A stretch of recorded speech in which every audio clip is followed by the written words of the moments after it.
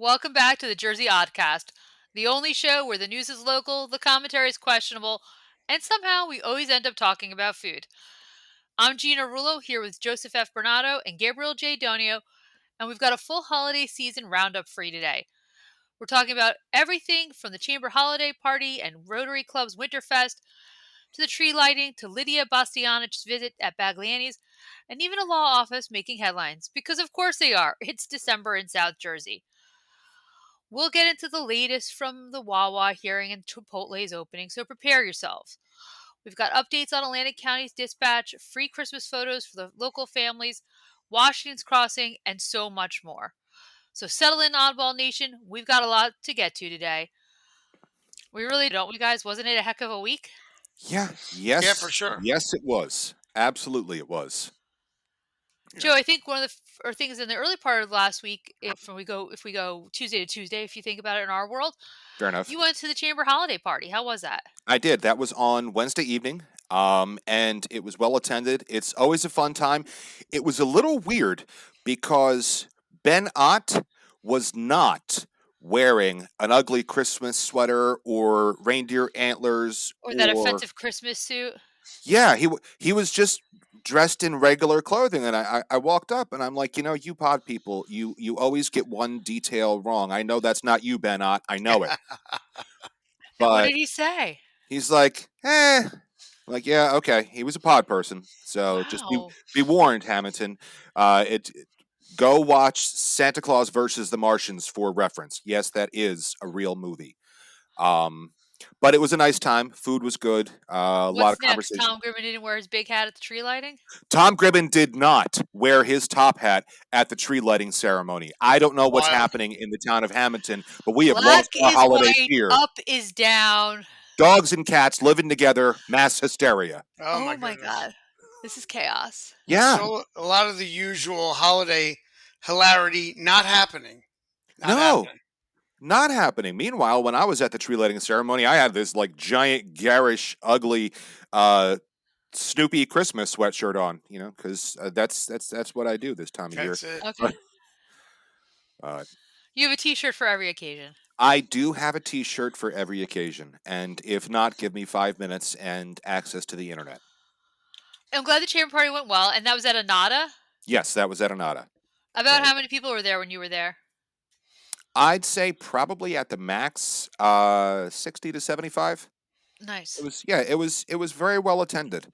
I did not make the mistake of showing up at exactly 5 o'clock this year, as I did in years past. The chamber mixer believes in being fashionably late, but I got there about maybe 20 after 5. Okay. And it's a good time. It's a very good time. And then Gabe, you went over to Bagliani's to meet Chef Lidia. Yeah, you and I were there, and I think it was a very well attended event. Hundreds of people, hundreds and hundreds. They had a nice heated tent for people to wind through before they got into the building. And Lydia couldn't have been sweeter or more gracious. Signed every book, and there were hundreds of them to sign. Boxes and boxes that they were unpacking while we were in line. Right? Wow. Yeah, for sure. And a lot of the a lot of the local people were in line, and a lot of people just catching up with each other for the holidays.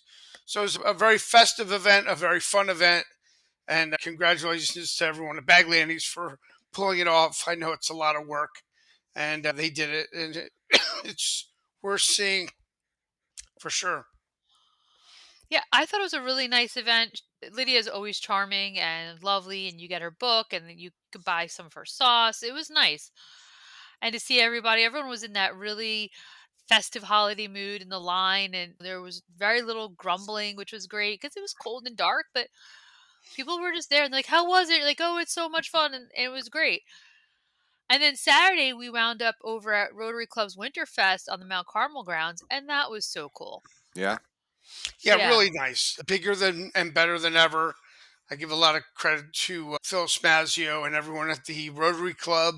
They do a great job with that. It's really expanded over the years. So it brings a little element to the carnival grounds in the wintertime, which, in years past, that little patch of Hammonton, that block, was really used one time a year. And that was it. And now it seems like it's getting it to be far more used than it used to be with the Golden Boys concert and now That was great. Winterfest. We had a harvest There's concert, yeah. Mm. All those things. Yeah, it was nice. They had a train ride on Sunday. I think Santa Claus came through. We picked up some honey from Castone's, and then there was all these like really cool crafty people. We picked up some crocheted items from Amy Lancetta, so that was neat. And there's all kinds of good bakery goods. Tony Penza there was there from White Barn Orchards with beautiful looking sourdoughs. It was nice. Like it was just a cute event and it was toasty warm in there. So Okay. again, you did not feel the winter chill at all. Was like something out of a Hallmark movie. Was there a big city gal who came back and fell in love with somebody in a flannel shirt? With a puppy, I'm probably we sure. just didn't see it. Yeah, we didn't see it, but I'm sure. Yeah. Love it, love it. One of the stalls, they get back together after a Yep. misunderstanding, and Yeah. then they find true love. And then they wound up at the tree lighting. How was that, Joe? Yeah, Tree lighting was great. It was very well attended. I go every year and lose my mind when Santa Claus arrives, because Do I'm you 12. scream? Do you shout? Do you push the Yes, little kids to get in the front? well, I didn't have to push any this year because I arrived sufficiently early enough to Okay. stand right at the rope line where his platform was. So Okay. I walked and I stayed there the entire time. Um, as I said, Tom was not wearing his hat Very because disappointed, everything is Councilman Bourbon. upside down this year. But the the performances were good. There were 3 students from Robin Gazara's music school. The Hammonton High School Select Choir was there, as they are every year. Dancers from Paul Morris Dance Explosion and Dance Magic. Zach Runfellow performed 2 songs and led the crowd actually in a rousing performance of Feliz Navidad. Um, and Rich Curcio, as always, did the night before Christmas. At least we know the world is not coming to an end yeah. because Because Rich Yeah, Kershaw is a stalwart and does yeah, it every year. and I heard a song over the PA system a Christmas song that I had never heard before. I don't know the title, but it was a musical rendition of "Twas the Night Before Christmas" by Gene Autry and Rosemary Clooney. I had no Really? idea those two ever had a duet.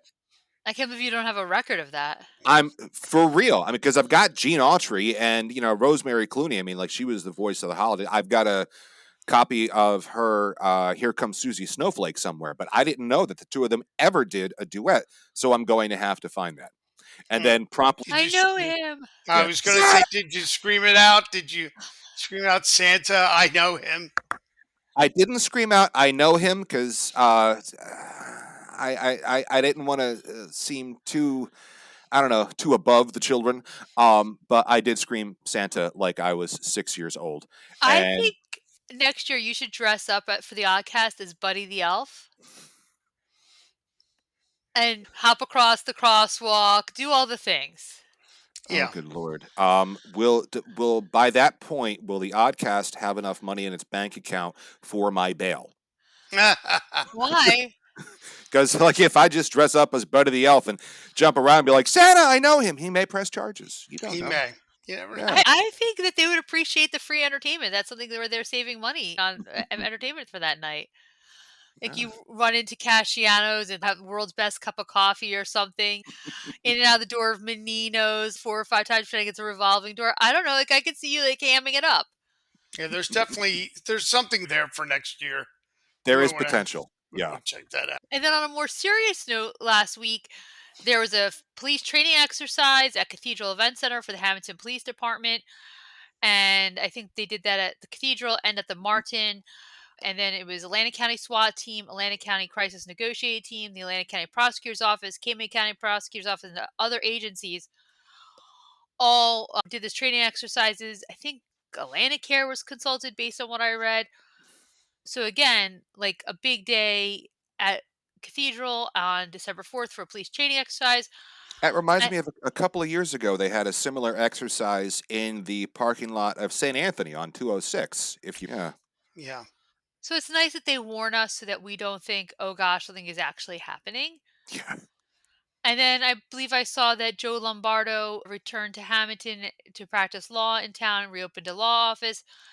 And now he is going to be located in the D'Agostino agency offices on the White Horse Pike. Is that Which, correct? yes, which will Yep. be nice and convenient next year when I am arrested for being Bud of the Elf. I'll just go right to Joe to There you represent go. me in He'll be court. handy locally. Yeah, nice and That's close. It's He's all a good. nice guy, so that's like He perfect. is very nice guy. I noticed the Augustiner agency was all lit up for the season and decorated. It's nice to see that they have a new tenant over there, Hmm. and we wish them and Joe a lot of luck on the new venture. Yeah, he's been practicing for a long time. Who, Joe or John? Yeah, Joe. Well, the Augustino agency, they've been in business, what, 75, 80 years, I Something think? like that, yeah. But no, Joe's been practicing for a very long time. I think he got started in the mid 90s under Rocky Santora, I think. Possibly, yeah. He's been around for a while. He's a nice guy, also a talented musician too. If you want to be move to Hamilton, relocate your business, you need to call Crowley and Carr, and you can get that done all by the time Christmas rolls around next year. Gabe, Oh, sure. If you're looking to buy or sell your home or commercial property in South Jersey, call Phil Carr, owner of Crowley and Carr Real Estate.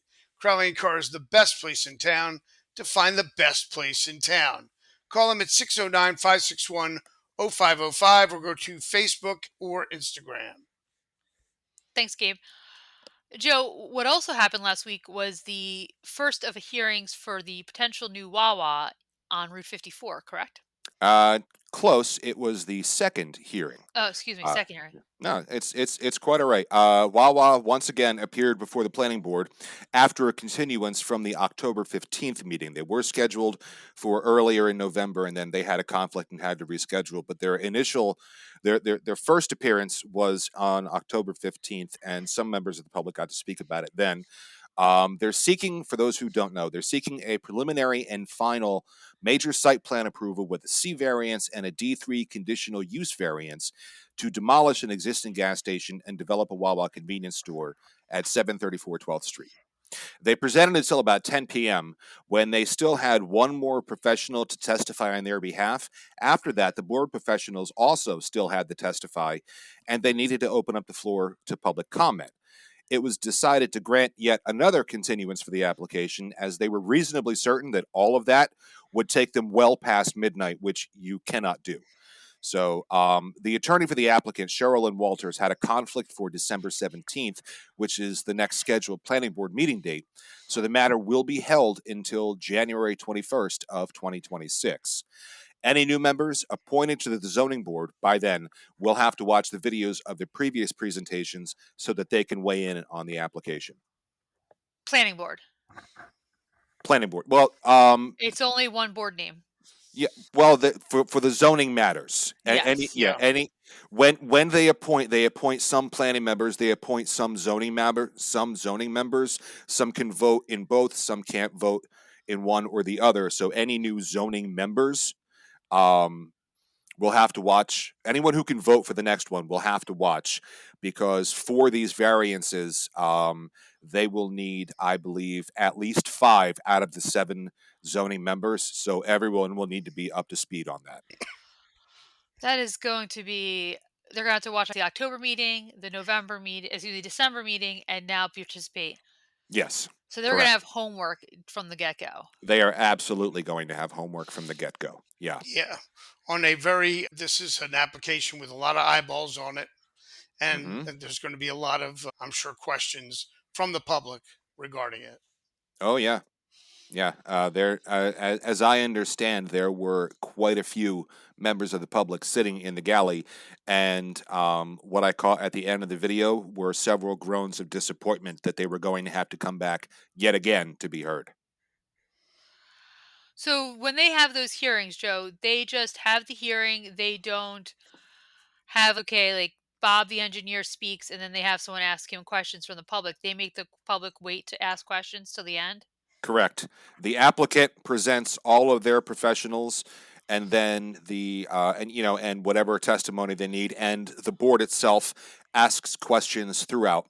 And then the board's professionals, the planner and the engineer, they present their comments, and the board again questions them on this, that, and so forth. And then they open it up for public comment. Yeah. So I guess that's because you have to bring all the professionals back. Because if you have a question about something that the first guy said in October, do you know what I mean? Do you have to make sure he's there? And that's expensive just to have all these professionals sitting in these meetings. Oh, absolutely, it is. Yeah. But it makes sense to have public comment all at one time because just like a council meeting, you've got the first opportunity for the public to be heard on action items Yeah. only, and then you've got the second public comment for whatever they want to talk about. If you had public comment throughout the meeting, they'd all go to midnight, all of them. Be way more entertaining. Oh, it would be way more entertaining, but it would be lengthy, very lengthy. Especially since sometimes I've noticed in meetings that members of the public have questions, and if they ask them right away, if they just sit and wait, often those questions are answered, not always, but they're answered throughout the course of whatever presentation or whatever is happening. Like, well, what's going on with this? Well, if you just sit and wait 5 minutes, they will explain all about that, which is probably why they have it after everything is being presented, so that if you have questions that have not been addressed. Yeah. And then last week we had the opening of Chipotle on the White Horse Pike in the former Wendy's. People seem to be very excited about that.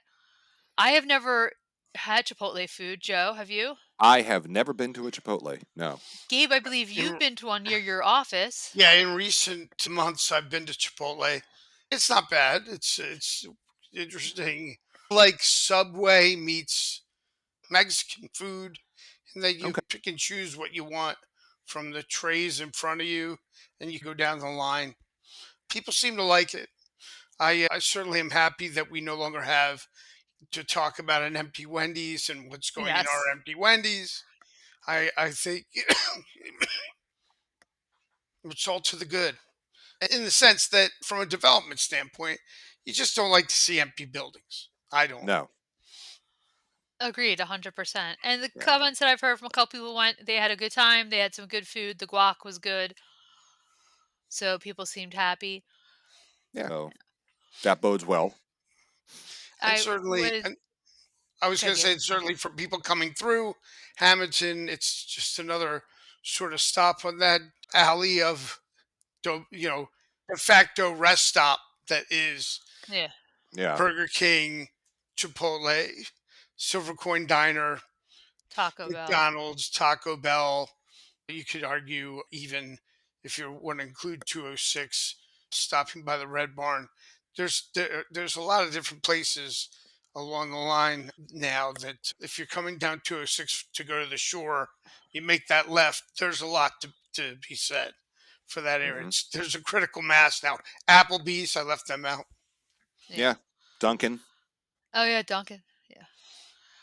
I was getting my eyebrows waxed, I guess, and I was in the salon there and they had a Happy Meal, I think it was, from McDonald's with the Grinch theme, and they had socks in there. Did you see this, Joe? And They had socks. they had Grinch salt, and it's gave dill pickle salt or something. Okay. Circle back. They had socks. Yes, I Were they, thought of you, and I was like, Joe were they needs like these. were they adult sized or were they children's Yeah, sized? no, adult size, and they were like, they had something saying like a funny saying on the bottom. I'm pretty sure it was McDonald's, and it's like these are really stinky. You know what I mean? Very cute. So I highly recommend you just trying to score them. And they said it was about $10 for the meal, Mhm. Okay, that's not bad. I hope and you they got were. socks. Yeah, I hope they were clean because, as we know, the part of the Grinch is full of unwashed socks. His soul is full of gunk. So here's Well, I hoping think it they was were. in with her food, so I'm pretty sure she's gonna wash them before. Okay, fair enough. Fair enough. So I just thought I'd share that with you. Did this Happy Meal, did it have fries or did they get the apple slices? No, they got the fries to put the Grinch salt on. Oh, okay, because I was Just watching so I something. I was watching something the other day, and somebody's like, "I got you a Happy Meal with apple slices," and they're like, "What kind of psychopath gets apple slices from McDonald's?" And I felt that, like, you don't go to Where's the McDonald's. happy in that? Yeah, there's I no, you don't just go. I want to make God, it clear: was this Happy Meal for a child? No, A it was child not. at heart? Okay.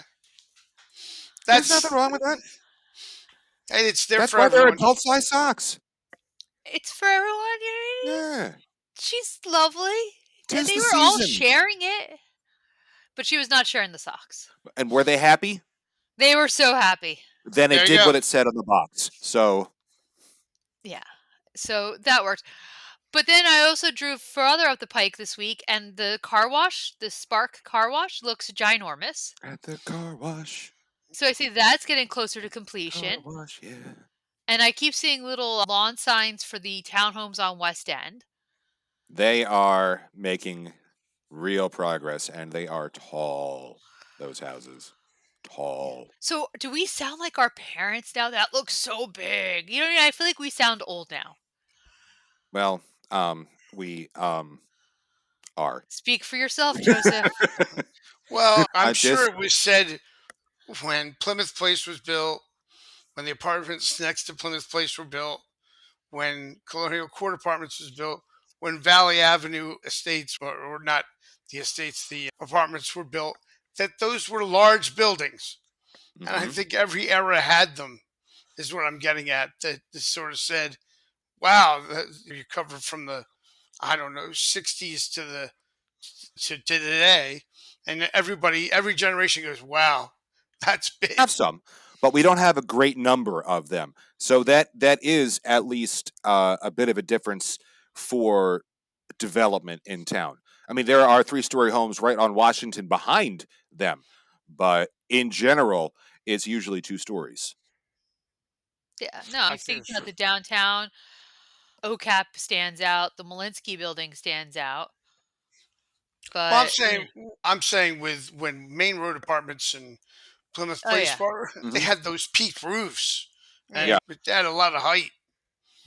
Maybe I need to go get my glasses checked at Hammonton Family Eye Care to see how I'm doing to make sure my proportions are in control.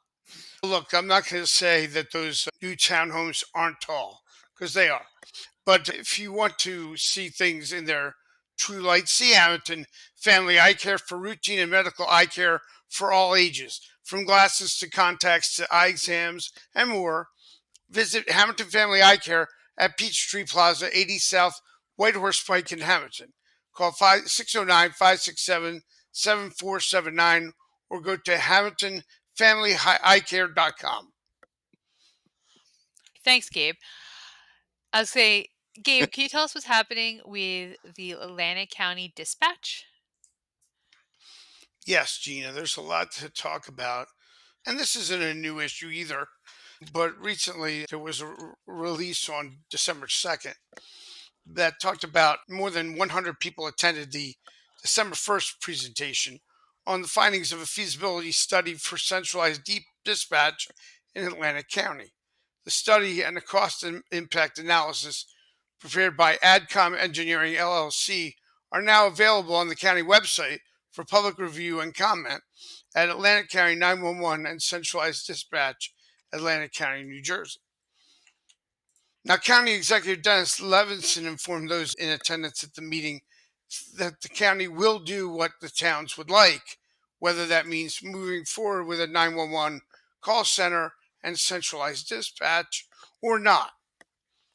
Quote, we discussed centralized dispatch about 10 years ago, but this idea was dismissed due to pressure from opponents. We are now the only county of 21 in the state that does not have some form of centralized dispatch, noted Levinson. He said, as technology changes, upgrades become necessary and can be cost prohibitive. By reducing duplication and combining our resources, we could save taxpayer dollars while not continuing continuing to ensure public safety. Levinson encouraged all fire, police, EMS, and elected municipal officials to thoroughly review the studies and join in discussions. The feasibility study provided three models as examples of how the county could proceed if they choose to do so. This is not something that can be accomplished in short order, but the longer we wait, the more expensive it becomes, said Levinson. Quote, let's educate ourselves to make the most informed decision in the best interest of the residents we serve. So we'll see how this impacts Hammonton or not, guys. Yeah, it's consolidation is not my favorite thing. I understand it. I understand, like, okay, we're the only ones in the state that don't have it, but that doesn't mean that everybody else is right and we're wrong. I also have issues with consolidation, and I always have. It feels like it's taking away home rule. And I think, at least in past, the elected officials in the town of Hammonton have felt the same way, which is why we did not join the countywide court system and Yeah, just do our own more or thing. less started our own. Um, so I don't, and I like the idea of local 911 dispatch. I really do, because you get someone who's in your municipality. You could say, I'm right near the Wawa, and on 30. You don't know the address, but I'm near the Wawa on 30. They know where you are. If you have a dispatcher and you're in Hammonton and the dispatcher is located, say, in Mays Landing, they don't know where the hell you're talking about. Yeah. I like that idea. I think that, even if it costs a little bit more money, provides an extra level or an extra layer, and then decreases response time based solely on no research that I have done. I feel the need to say this, but that's one of the reasons I don't like outsourcing to other municipalities for anything. Keep it Yeah, and home. you think about that, it also dovetails into the other conversation that the county had last week, which was a presentation about the jail, the joint jail with Camden County, putting it right in Hamilton's backyard in Winslow Township, still 08037 zip code. There was a big meeting on that last week. And according to published reports, Hamilton resident and Atlantic County Commissioner Jim Bertino expressed some concerns, and he's worried about the logistics, about moving prisoners back and forth from from Winslow Township to Mays Landing or to wherever the court may be, even if it's Atlantic City. He's like, that could be expensive. Hmm. And then Mayor-elect Stephen Fergione, who uh, during the public portion of the meeting, according to published reports, he addressed some concerns. He said, we're trying to bring people in, and what I don't want is to move prisoners back and forth through the town. And that's what he was quoted as saying. And he asked that the county officials to present this plan at a Hamilton Council meeting so that the residents could ask some questions. And I think that's fair, and that'd be a great place for Winslow residents who live in that area of Winslow Township to come to and hear about it. And according to the report, this is the first time in detail that this report was being presented to the commissioners, and they've repeatedly pressed for clarity on operations, tax impacts, staffing efficiencies, indirect costs, and governance. Okay. And there was an acknowledgement like, hey, this is a daunting project. They still want to push it forward, and it's now going to the jail committee for detailed review. And that the commissioners stressed, according to this report, that the presentation was an initial overview and that numerous unresolved questions must be addressed before any vote. Okay. So So. I wanted to come to Hammonton. I want Winslow to maybe have like a joint Hammonton and Winslow council meeting. And let's really discuss it out and say, look, is this really what we want? And again, consolidation, home rule, we're moving. Is this the best interest of the prisoners themselves, of the employees of the prison system, and for the courts and for these two municipalities? Yeah.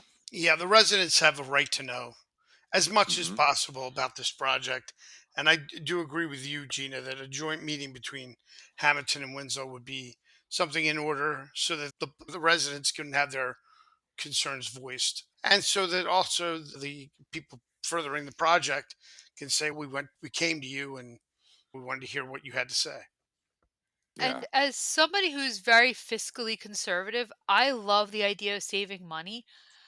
But I also know that there are times when you're going to pay more money for certain things because it's the quality of what you're getting. I could go eat at a chain restaurant anytime I want, but that's not the same quality of food as I'm going to get most of the time as if it's being home cooked, not home cooked, but prepared by an independently owned restaurant. And there's a difference in quality there, and sometimes I want that. Yeah. Yeah. No, absolutely. Lord knows I have many questions about this whole multi-county jail proposal.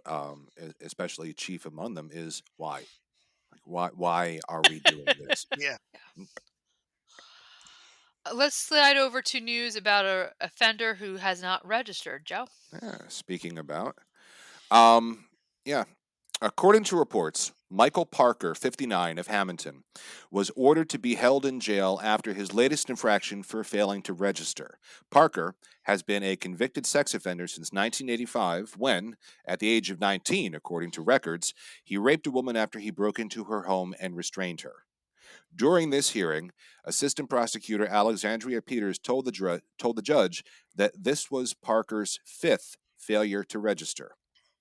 After his release from prison for that conviction, according to reports, Parker earned other convictions for robbery, theft, terroristic thefts, and drug offenses. He has 2 pending cases and recently pled guilty to others on September 10th. He was due to be sentenced for them on December 17th and was arrested for violating probation on November 21st. So he is finally being held.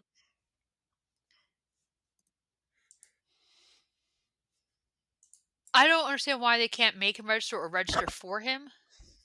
I don't know the process. I don't. Yeah. I believe when when a registered offender moves into someplace new, they've got 48 hours to do so. I don't know who registers. I don't know if they go on a website. I don't know if they call their parole off. I have no idea how that goes. But Look, the number one thing here is transparency. Let's face it. The reason that list was created was so that people knew who was living in their backyard. mhm, And this system is getting circumvented. And that's yeah. a big problem. So Yeah. hopefully they can get this in line. Now, as I understand, according to reports during this hearing, Parker did express a bit of frustration that this was a crime from 40 years ago when he was 19, and according to him, he hasn't done anything since. So I can understand his frustration, but sir, and it does beg the question. I'm going to catch some flack for this.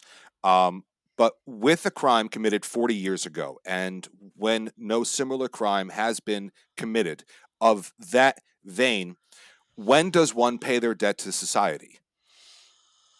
That is a question I don't think any of us on this podcast can answer No, no. unless he wants to be like a Supreme Court case and that's what his lawyers are trying to do is to make him be that poster child for that. Yeah. But in the meantime, if you want to be the poster child for that, register when you move as is required by law. Yeah, that's a different story and I don't think any of us are qualified to answer Yeah, that. the law is the law. Here's what I'd answer that with. Whether it was when he was 19 or not, he is a convicted in that vein, and he has to do the things you have to do according to the law Right. when you're convicted in that. And so that's a little different than when have you paid your debt for to society. It's the law. It's when you want to operate a motor vehicle, you have to get a license. That's the law. Yeah. Yeah, no, I know. If you don't like the law, get a lawyer and fight it and try and change it in, wherever. But it's a larger philosophical question that I've wondered for years. Yeah, and that's a fair one, but not one we can solve on the Jersey Oddcast. No, no, we can't. Before we keep going, we want to take a moment to thank one of our longtime community partners, Marinella Funeral Home. Marinella Funeral Home has been serving the community since 1962 and has been family owned and operated for 3 generations. Marinella Funeral Home provides individually designed burial, cremation, and pre planned funeral services to meet the needs of each family. Ask them about how pre planning provides true peace of mind to your family. Contact the Marinella Funeral Home, located at 102 North 3rd Street in Hammonton at 609 561 1311. Thanks, Gabe. This time of year, we're not really thinking a lot about lawn care, but we are thinking about making sure our homes look perfect for the holidays, and that includes your fence. Absolutely, because you can put all kinds of lights along your fence, and if you, Garland. yeah, the whole nine. And if you don't have one, well then, for more than 40 years, Masterwire Manufacturing Fence Company has been providing the South Jersey and tri-state area with residential and commercial fence supplies and services. Whether you're looking for quality products to do it yourself or are in need of a trustworthy fencing company to install your fence, they've got you covered. Masterwire Manufacturing Fence Company provides the highest quality products and customer service to each and every person who walks through their doors or gives them a call. Contact Masterwire at 609 567 1616 or visit their website at masterwirefence.net. Thanks, Joe. Gabe, what's happening with the Atlantic County Workforce Development Plan? There's a public comment period, Gina, for the Workforce Development Strategic Plan, and that a 30-day public comment period is in effect through December 29th, 2025 for the Atlantic County Workforce Development Board's strategic plan. The 4-year plan must be reviewed every 2 years according to federal guidelines. The Workforce Development Board works with a variety of county community partners to develop and implement workforce strategies at the county level for the benefit of area businesses and job seekers. The board provides funds to address the employment, training, and social service needs of adults, dislocated workers, and youth. The strategic plan is available online for review at www.atlanticcountyNJ.gov/residents/workforce-development. All comments submitted will be reported in the final document. For more information, contact the Atlantic County Workforce Development Board at 609 485 0153. Again, this is something that's important to review, to have a comment on, and as we always say on the Oddcast, if you don't offer your opinion or you don't pay attention, you really can't complain or shouldn't complain. Yeah, at the very least, give it a review because I don't think we can overstate the importance of an informed electorate. And when the government provides the opportunity for public comment, it behooves us all to at least look at it and see if we have comments. Agreed. It's true. And how many times do you hear the word behooves in daily conversation? Not Not often. enough. Joe, I was excited to see Egg Harbor City Mayor Lisa Giampetti on the transition team for the new governor. There are some other local politicians on there, correct? Yeah, Governor-elect Mikey Sherrill has announced her bipartisan local government advisory group that will assist with the gubernatorial transition, and several local names are on it. According to reports, as you said, EHC Mayor Lisa Giampetti, a Democrat, Republican Egg Harbor Township Committeeman Paul Hodson, and Democrat Cumberland County Commissioner-elect Yolanda Garcia Balicki will join in the 35-member group that will seek input from the New Jersey Conference of Mayors, League of Municipalities, Association of Counties, and Urban Mayors Association. Other elected local officials include Burlington County Commissioner Director Felicia Hobson, Mount Laurel Councilwoman Fazia Wanja. I apologize for mispronouncing this. Janjua Janwa. Camden County Commissioner Director Louis Capelli, Camden Mayor Victor Karstarfin, and Gloucester County Commissioner Jim Jefferson, all Democrats. So it sounds like there's a good mix. I'm very excited for Egg Harbor City's Mayor Giampetti. That's a great honor. Absolutely, it is. I've known Lisa for many years. I mean, wonderful for her, and it's good for Egg Harbor City to get that recognition. Yeah. Yeah, that's a nice thing for her, and it's nice to see Southern New Jersey being represented as well as Northern and Central Jersey. It's a nice way to make that egalitarian for everybody. So that's great. Absolutely. Yeah. If you're going to be driving up to Trenton, maybe for the swearing in coming up, you need to make sure your car's insured. Who do you need to call, Joe? You need to see Diversified Insurance for all your commercial and personal insurance needs. They are a value added firm. They provide unsurpassed service, consult with you to determine your needs, and offer you a choice of insurance plans and programs. They are a value hunter who can find you the best combination of coverage, service, and price. Contact them today at 609 567 7771 or visit their website at diversifiedinsuranceofnj.com. Gabe did me a huge favor this weekend. He went to Bagliani's and picked me up one of those panettone cakes I because I'm love going to see those. my mother and she loves them. Did you get one of the traditional ones or like the ones with chocolate in them? I I think he got a got bit. a tradition. I got one of both. I think. Yeah, Yeah. I love the traditional ones because I'm a huge candied fruit person. my mom likes Mhm. the traditional one. She loves it with her coffee in the morning. So Mm. I'm going to get favorite child status for an hour when I get there. So that'll be nice. But Bagliani's is stocked for the holidays, right, Gabe?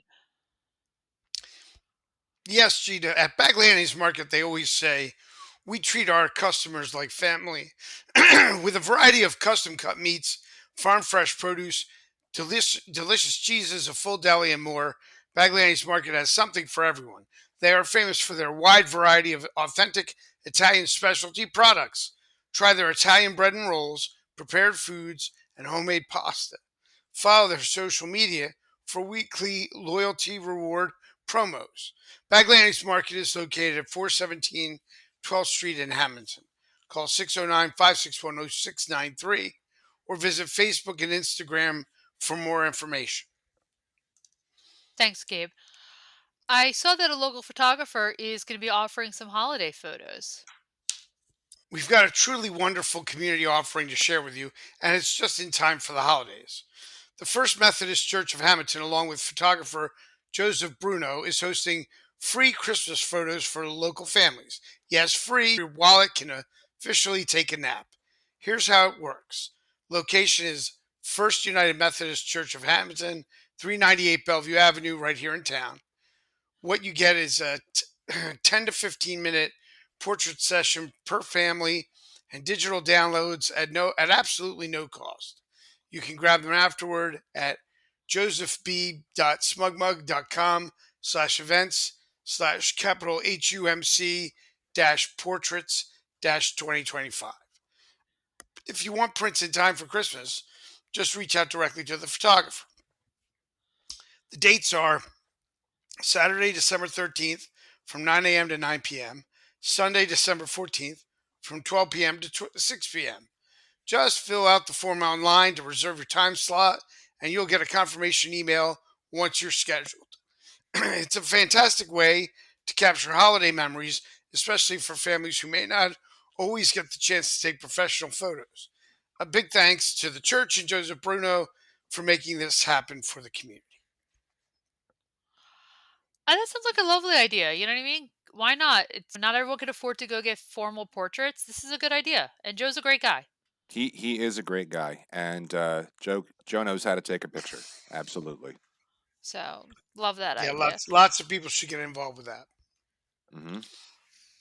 Joe, Gabe and I watched that movie where we watched about Washington crossing the Delaware. Like, it was really cool. Was that Jeff Daniels in that, Gabe? Yes. And now there's like a fourth year reenactment of it. Like, I feel like that's going to be cold, but really cool to go see. You know, it's funny. Every time I think about Washington crossing the Delaware, I don't remember if it was when I was a kid or if when I was in high school. But there used to be a commercial that came on PHL 17, and and it had like the Hessians sitting there eating dinner, and George Washington just walks through the door looking all stern. I don't know what that was for, but I think of that whenever. Um, Maybe one of our oddballs could find that commercial and send it to us. I'm sure they can, and let's put that out there for them. But barring that commercial, on Sunday, December 14th, from 11 a.m. to 3:30 p.m., you are invited to step back in time and experience the crossing of the Delaware and the march to Trenton on Christmas night of 1776 through the eyes of the men and women who lived it. You can watch as Washington and his troops are invited by General Nathaniel Greene to an encampment in the lower park, anchored by members of the 1st Rhode Island Regiment. Just beyond the encampment, historians at the Hay Bale Theater will speak on various topics related to the event. Visitors will also be welcomed at the nearby Nelson House, where volunteers from the Garden Club of Trenton will serve free hot cider and donuts, because they know that's what you drink this time of year, free hot cider, Mhm. in front of a fire, and there will also be food trucks on hand. Admission is free, but Authentic food trucks, just Yeah, perfect from 1776 or whatever, yeah. I They didn't. rode I didn't. there. The trucks I, rode across the Delaware. or 1780, whatever it was. Yeah. it was 1770, and I didn't say that they were authentic. Just that there will be food trucks on hand. Okay. Just like at the Renaissance fair, like like sirloin may not necessarily be authentic, but it's still tasty. Admission is free, but a $10 donation is suggested. And as Gina said, this is the fourth annual reenactment, and Washington Crossing State Park is located at 355 Washington Crossing Pennington Road in Titusville. For more information, visit www.wcpa-nj.com/landing. That's I interesting. know this is me and this is a Gina issue, but like you said, the first Rhode Island infantry was coming, and I wonder if Stephen Hopkins is coming. And I always picture him like from this movie 1776. Like that's where my brain goes. Yeah, I don't think that he was necessarily in that regiment though, but McNair, yeah, the rum. he wanted rum. The guy wanted rum for sure. Yeah, So that's where my mind is going, but I don't know if that's healthy. Where my mind goes is, I know they did Washington's crossings when I was a kid, so I don't know. This is the fourth annual. So is this a new group doing it? I don't know. it may be. They said the fourth annual, so it's possible that they did it when we were kids, and they haven't for the longest time. Because those people Okay. died off or whatever. Yeah, Because we're old, as you said earlier. yeah, and history nerd, Hammonton has a connection to Washington crossing the Delaware. Longtime listeners will recognize the name of George Washington Nicholson, who was a painter of note, Yes. who retired to Hammonton, and For he the had waters. yes, he had painted a mural of Washington crossing the Delaware that hung in the Pennsylvania State House until that building burned to the ground. Interesting. So that's lost to time, is It what you're is saying. it is unfortunately lost to time. Yeah, Yes, because former Stockton professor Kate Ogden did like a retrospective showing at the Noise Museum when it was all the way in Galway. When it had its like they had the original museum not consolidated Mhm. into Stockton University, but she had a Yeah, big presentation on For his Nicholson. paintings. Hmm. Yeah, yeah, and Nicholson connects to something we talked about last week also because he had a painting called the Old Homestead that was commissioned by John Wanamaker himself and hung in that building until the 1950s. everything just comes back to the podcast. It really does. It does. It It does. really does. All roads lead to Hammonton for sure. Do you know what I think will also be at the Revolutionary Thing event this weekend? Probably porta pots. And I wonder if they're going to be DeMeglio septic porta pots, or Well, maybe they get the sanitation work by quality. if so, then if they are going to be there, if they need privies, that's who they should call. Because Domiglio Septic and Quality Sanitation are here for a variety of services, including septic pump out, grease trap service, high pressure jetting, portable toilets or privies, and more. Call 609-561-3597 or go to domiglioseptic.com for Domiglio Septic or call 609-561-4666 for quality sanitation. Experience the Domiglio difference, a promise of superior service, quality, and reliability. Let's stick with the Revolutionary era, if we will. Let's go over to Batstow and so their post office, Gabe. Yes, Gina, the Batstow Post Office has a really unique holiday mail situation that if people want to get their holiday cancellation, they can get it from the Batstow Post Office. So if you're looking for something special to add to your holiday mail this year, bring your postcards and letters to the village, Batstow Village, and receive a unique Batstow postal cancellation and add a piece of local history to your holiday greetings. Now, the Batstow Post Office will be open. Pardon me. The Batstow Post Office will be open from 12 to 3 p.m. on the following dates in December: Wednesday, December 10th, Friday, December 12th, Saturday, December 13th, Wednesday, December 17th, Friday, December 19th, Saturday, December 20th, and Sunday, December 21st. Also, experience winter in the village from inside historic Batstow Mansion. Originally built in the 18th century as a small iron master's house, the mansion now stands as it appeared after Joseph Wharton renovated the home in 1878, serving as a vacation home for his family The Batstow Mansion is an excellent example of the Italianate and Eastlake styles, both popular with the Victorian upper class. Tours of Batstow Mansion are usually offered at the following times throughout December: Wednesday through Friday, 1 p.m., Saturday and Sunday, 11 a.m., 1 and 2 p.m. Tours are approximately 45 to 55 minutes long and begin on the mansion porch. Scheduled events and public programming may impact Batstow Mansion's tour schedule, so visitors are encouraged to call ahead on the day of their visit to confirm tour times and availability. Tickets can be purchased at the Batstow Visitor Center. I I love love that Batstow. idea. Oh, What'd you say? I said I love Batstow, and you said I love that idea. So we're Yeah. we're thinking similarly. Yeah.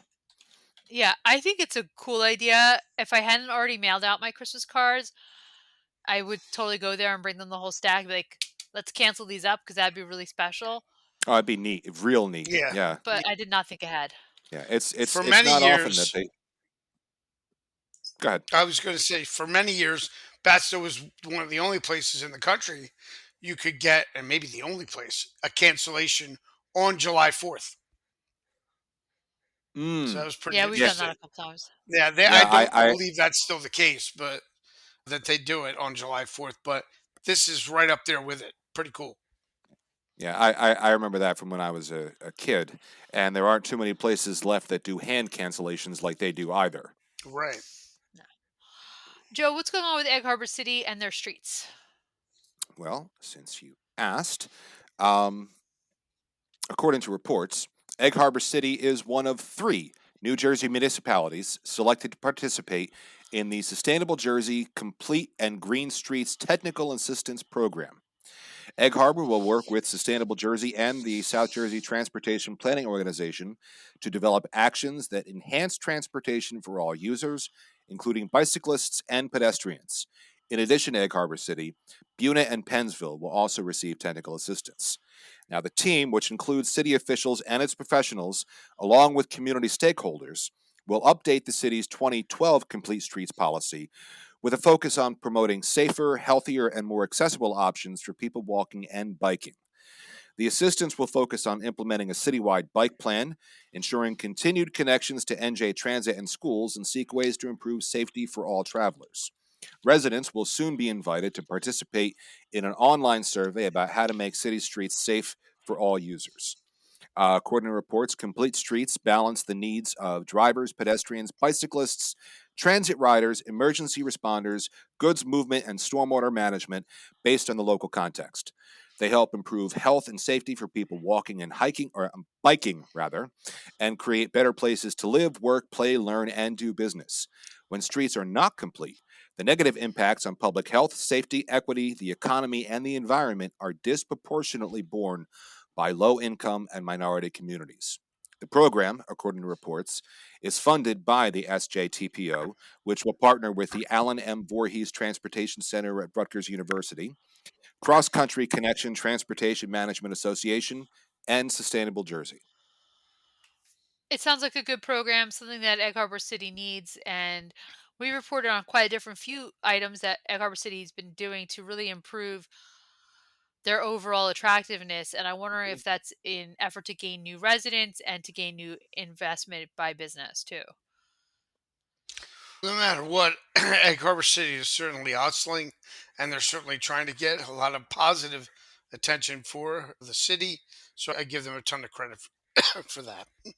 Absolutely, they are, and this sounds like I don't immediately see any downsides to this. This looks like it has the potential to be all good in way of development. And again, they did mention that there is going to be a public comment portion. So Speak up or shh. Yep. There's a lot happening again coming up. It's the holidays and we have the calendar report, correct, Gabe? Yes, the Rocco's Townhouse Community Calendar is brought to you by Rocco's Townhouse. And Rocco's Townhouse prides themselves on being a spot where everyone can meet and eat. Delicious appetizers, entrees, burgers, and more, along with a full bar and plenty of craft beers on tap. Remember, everyone meets at the Townhouse, 21 North 3rd Street in Hammonton. Call them at 609-561-9384 or visit roccostownhouse.com. And now, the Rocco's Townhouse Community Calendar, December 9th edition. And I've got that today because Gabe's voice is not as strong as we would like it, so I'm going to preserve his voice for him. We have Hammonton Fire Department Christmas Parade, Saturday, December 13th at 7 p.m. This is the big one. We spent all last episode talking about it with Joe Lizza. The Hammonton Fire Department's Christmas Parade kicks off Saturday night at 7 p.m. along Bellevue Avenue from North Liberty Street all the way to Egg Harbor Road. This year's theme is an 80s Christmas, neon nights and holiday lights. We're talking bright colors, gigantic hair, and probably at least one float playing Wham. Spectators are asked to spread out along the whole route. Participants line up at the middle school at 6 p.m. And a quick reminder, no performers stopping mid-route except in front of the judges area, and no Santas. The Hammonton Fire Department's got that covered. It's going to be a great night in town. Christmas at the Ranch, Saturday, December 13th from 10 a.m. to 3 p.m. Before the parade, you can make a whole day of it at Rockin' J Ranch in Egg Harbor City. They've got a Christmas at the Ranch event from 10 to 3 with pictures with Santa, a horse show, a bonfire, hot chocolate, vendors, food trucks, pony rides, s'mores, and a full petting farm. Admission is $10. Kids 2 and under are free, and all proceeds go back to help the animals. The rain date is December 15th. The Atrium Christmas Bazaar, Saturday, December 13th. The Atrium Gift and Thrift Shop at the Presbyterian Church is holding its final week of their Christmas Bazaar on Saturday, December 13th from 10 a.m. to 2 p.m. They will also be open during the Christmas parade. Expect ornaments and decorations, dinnerware, and more holiday treasures than you can shake a candy cane at. Cash only. Let's go back to Batstone Mansion. If you want something that feels like stepping directly into a Victorian Christmas card, Batstow has you covered. The holiday evening tours run December 17th through the 21st, with start times at 6 p.m. and 8 p.m. You'll get a guided walk through the mansion, including some rarely seen areas, plus stories from the Richards and Wharton eras. Tours last about 90 minutes and cost $10 per person. Space is limited, so please call ahead and reserve. It's a gorgeous way to get into the holiday spirit. There's going to be a parent info and craft night on Thursday, December 18th at the Folsom Elementary School. So if you love construction paper, pipe cleaners, and the faint smell of hot glue, this one's for you. Again, this is Thursday, December 18th from 6 to 7 p.m. in the Folsom cafeteria. This is a student and parent event, so the kids come with you. No dropping them off and running. They will have refreshments, which honestly is half the reason any of us go to these type of things. Everyone is welcome. All info about these events can be found online. And that's your Rocco's Townhouse Community Calendar, keeping Hammonton festive, informed, and slightly overbooked. Thanks, Gina, for doing that this week. No problem. Joe, our friend Tony McCree, we've known him forever. He owns a train, which we love to say. He owns several trains, and he brings Santa on his train. What's going on there? Well, he does indeed own several trains, and we have known Tony for a long time. And the Cape May Seashore Lines is continuing a Christmas tradition with the 30th season of their Santa Express. The Seashore Lines invites you and your family to join their family as they celebrate the most wonderful time of the year. The Santa Express is family-friendly Christmas fun. Come see why so many people have made the Seashore Line Santa Express trains part of their holiday traditions, and perhaps you'll start one of your own. Tickets are available for both their Richland and their Tuckahoe stations in coach, first class, or private cars. The Santa Express has both day and evening rides and runs Friday, Saturday, and Sunday this weekend and next, as well as December 23rd. For more information, visit seashorelines.org, and you will not be disappointed. Those trains are cool. Yep. Very cool ride. We've done it. We have pictures to prove it. If you go, we say wear your Oddcast gear, show you're odd and you're proud. We even have some new merch. We do. we've got just about everything you could think of. We've got mugs to have some hot cider or cocoa, I guess, if you're one of those people. We've got T-shirts, including our Italian sorbet and my Oddcast era designs, and we also have 3 new designs for winter: a classic crewneck sweatshirt, a pullover hoodie, and a zip-up hoodie. I personally am a fan of zip-up hoodies. I like the Uh, full zip too. yeah, They're all you can find nice. all of that and more at jersey-oddcast.printify.me. Thanks, Joe. So I have to ask the question because we already talked about it, but and Gabe and I have already sent out Christmas cards. But when do you send out your Christmas cards? Right after Thanksgiving, like a responsible adult? Mid-December, because that's when the panic sets in. December 23rd, it counts, it's in the mailbox. Or, who sends Christmas cards anymore? Gabe and I are right after Thanksgiving. I think ours went out December 1st or November 30th, something like that. Mm. I always found like early December to be a good time to do so. A lot of Okay. times it depends on what kind of card. Like if you're sending like a regular card, then that doesn't really necessarily matter insofar as early. But if you're sending like a card with a picture on it, you may have to wait until your house is decorated or until other locations are decorated in order to get the picture that you want. I didn't get your card yet, Joe. I have not done cards this year. Mm. Okay, there you go. Did you get Yes. our card? I did get your card, and I loved seeing my little furry girlfriend on it. She looked adorable, Fenway always looks and good on the card. she does. And I always get a kick out of the fact that you and I have the same stuffed Grinch from the 1980s. I got that in Boston at a vintage store. I was walking by the Oh, window. I thought it was a decoration. I walked in. I said, "There's a Grinch for sale." They said, "Yes." I said, "All right, I'll buy it." And away it went. I have my mom's, and I'm pretty sure that she bought that from Mainline Cards and Gifts when I'm it came sure. out. Oh, So, Billy or Dilly. that Grinch has been in the family for some time. That's really cool. Yeah. I know that the Grinch at your house and the Grinch in our house will never end up in a dumpster from United Roll Off. And that's who you call when you are cleaning out your business, your home, or you just need one on a regular occasion. Looking for fast, reliable dumpster service? Call United Roll-Off Services and Recycling LLC. Family owned by the Grasso family and proudly serving South Jersey since 1999. 3 generations strong, United Roll-Off is your local solution for household cleanouts, construction debris, concrete, and yard waste with 11, 20, and 30-yard dumpsters ready when you need them. Serving Hammonton and all of Atlantic, Burlington, Camden, Cumberland, and Gloucester counties, they've got the size, service, and local touch you can trust. Visit them at 735 Wiltsey's Mill Road, Hamilton, or call 609 561 8287 to get started today. United Roll Off, local, loyal, and ready to haul.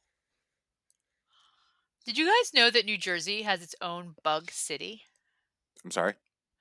It's not a metaphor, not a horror story, a real place called Insectropolis, also known as the Bugseum of New Jersey. It's right up in Tom's River. It is a fun and surprisingly charming insect learning center built like a full on bug themed metropolis.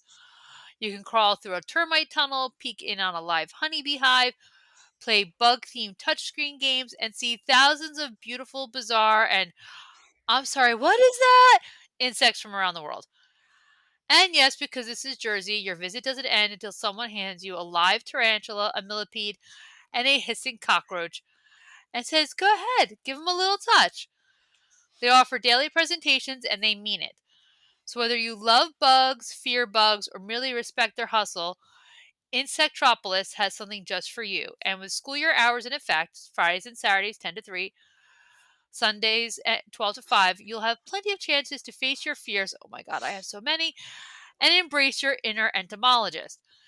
It's located at 1761 Route 9 in Toms River, or as I now call it, exit ugh or ugh, depending on the bug. And that's your Oddcast Odd Fact, where even creepy crawlies get their moment in the spotlight.